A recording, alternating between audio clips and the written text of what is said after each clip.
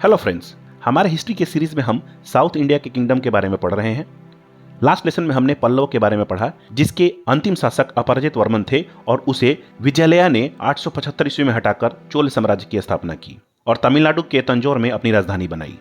दोस्तों, अपने हिस्ट्री के सीरीज को आगे बढ़ाते हैं और आज दक्षिण भारत के एक महत्वपूर्ण साम्राज्य चोल वंश के बारे में पढ़ते हैं। आप इस वीडियो को लाइक करें और चैनल को सब्सक्राइब करें ताकि जनरल स्टडी के सारे वीडियोस कॉम्प्रिहेंसिव तरीके से आप सीख सकें।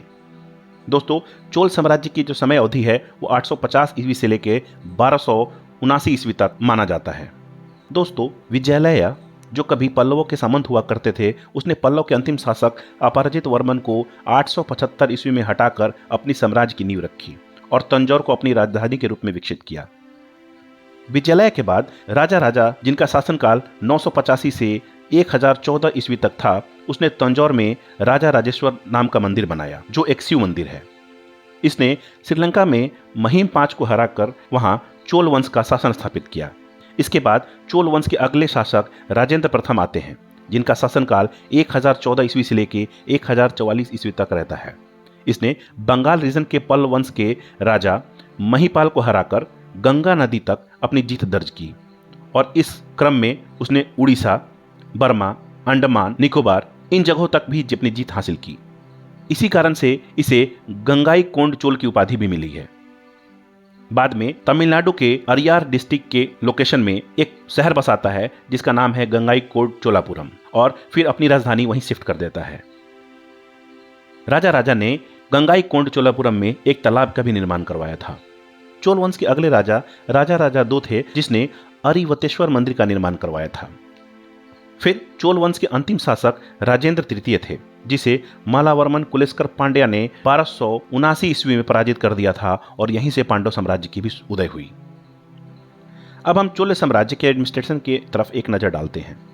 चोल साम्राज्य में राजा के हाथ में ही शासन केंद्रित था और उसे असिस्ट करने के लिए मंत्री परिषद होते थे।